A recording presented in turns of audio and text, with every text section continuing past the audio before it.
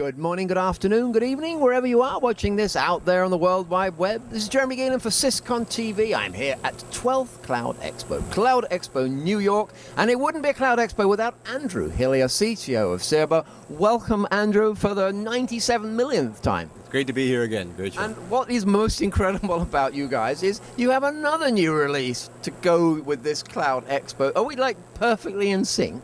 You're a great time to release new software. It seems to line up with our release cycles, and of course there's a good buzz here, so why not? There is a huge buzz here, but what about somebody outside who haven't caught up with you guys? It's an unthinkable thought. Let's position you in the great scheme of things.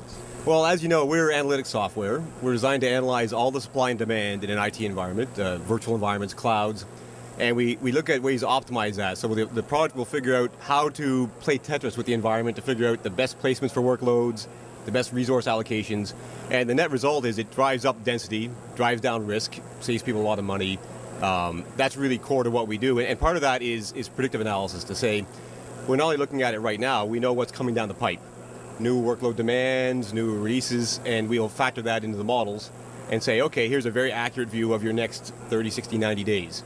So you not only get the efficiency and low risk, you get visibility into the future, which for clouds is becoming more and more important because it becomes very hard to manage capacity in these new clouds. I love this notion of playing Tetris with the environment. That's a wonderful. Is that a line you've been using? We've been using it for some time. Actually, there's a white paper on our website that is about capacity defrag, which is basically playing Tetris with capacity. And it's not disk defrag, it's actually defragging the whole environment and freeing up the stranded capacity that's in it. And we see, we've done studies across many large environments, and we see typically a 48% density increase is possible just by being more clever about where you put the workloads. Now, how do you deal with people who are trying to debunk predictive analytics and say, you know, I get it, I get there's this data, but look, it is the past and you can't extrapolate. But you're saying that, be that as it may, you can take some pretty clever calls. That's what I'm hearing. Yeah, well, and it's a fundamental shift from the way it was done in the past. So capacity management in the past was really concerned with trending out, and that assumes things behave the way they did.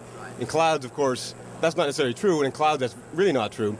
But what is true is that if you have a model of what's coming into the environment, and most of our customers, they know that app's releasing next week or next month, there's some visibility in that pipeline, there's just no way to analyze that. So it's like you have these new Tetris blocks you know are coming, you just have no way to figure out what to do with them, and so there's a complete disconnect. So we are kind of that glue, that brain that sits between all the data flowing from the systems and from the ITSM processes, and so you can get a pretty accurate view of what your capacity is going to look like. So you can't, predicting the future is always difficult, but if you just use all the information you have, you're way further ahead than just guessing. So give me a typical customer that has just been delighted with the release today. Who's gone, I love these people and now it's even better. What type of business are they in? Well, I won't name any names, but we have some pretty large organizations, large banks, telcos, healthcare companies that use it, and we do see very tremendous gains. So I mentioned that density increase. We do see a reduction in in hardware spend over time as you can use up the capacity you have. So we've seen some dramatic numbers out of some of our customers of how much less they spent this year on hardware than in years past. We released a software optimization module in January, and what that does is it plays Tetris with the licensed software components to say, all that expensive stuff, I'm going to minimize the gear it runs on so I can buy less of it. And we see on average about a 55% savings in Windows OS licensing, SQL Server, Oracle, just by being clever about where you put the workloads. So it's very dramatic savings, and that one's beautiful because it doesn't even require a change ticket.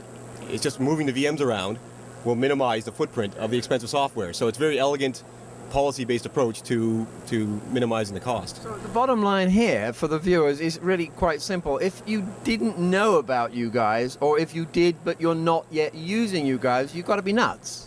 Yeah, well, we think so, certainly. I mean, we see, we have large customers and people are willing to talk to them and see what kind of gains they've had. Obviously, if everyone was aware of us, and they're doing this kind of problem, it would be fantastic. We're seeing a lot of traction, of course, around clouds right now, and that's kind of a bit of a different avenue for us because rather than just talking to the people that are managing the infrastructure, there's a lot of teams now that are building brand new internal clouds, almost from a development angle, and we've been talking to them a lot as well because they have this gap when they're building the ecosystem that most cloud platforms don't really know where to put things. You look at something like an OpenStack, and it has a chance algorithm that kind of is random, and it's not a shortcoming of the cloud stack. It's that they're not designed to gather utilization data and model business policies, so they just don't really know where to put things. So what we're finding now is that for people that are building internal clouds, either rolling their own solutions or using things like OpenStack, there's a big gap in that ecosystem where they're looking at this problem saying, we don't know, where there's no brain that figures out how to make it all work together. So that's actually the topic of our release that's going out this week. We just announced it this morning, is a new API. It's a web services API that lets you call CiRBA and say, where do I put this? So any cloud platform can just call in CiRBA and say, I've got a new request. Can you tell me intelligently where to put it so it's compliant and it's licensed properly and it's not going to blow the lid on my capacity? And we're seeing a lot of interest around that because there's this whole new group of people that are developing these solutions, and this fills a big gap that they have. So we're pretty excited about that. Now, how does an API monetize, Andrew? How does it monetize? Yeah, from your end. Well, it's part of our core product. If you buy our product, you get this API to call It's into. an enhancement. It's an enhancement. It just opens up the intelligence that we have to be able to be requested externally. And really, there's two main operations right now that we're focusing on. One is, where do I put this new workload? So for any cloud platform, if a user asks for a new instance, we will say, started on the East Coast, started on this server, that one, right down to the, it's a two-level routing, so what execution environment and what host it goes into. But probably even more important or profound is that this API also supports bookings. So you can make a call into this API with the same request, but with a date on it, saying, I don't want this today, I want it next Tuesday, or July 15th. And that will go through the analytics, and we'll analyze it against the predictive timelines and say, you're good, here's your booking ID. So if you think about that for a second, what it does is it takes any cloud request console and turns it into a hotel reservation system. So instead of acting right now, turn an instance on right now, which isn't always a requirement, you can reserve capacity from the same UI. So end users, it's still self-service, the end users still ask for the capacity, but it's like hotel reservation system. Extraordinary. I mean, this is so wonderful. So I'm thinking now loads of people want to go to the website. How should we send them there? Well, it's CiRBA.com. There's lots of resources there. I mentioned there's white papers, there's recorded demonstrations of the product, information on the API. So it's a great starting point, of course, to get information.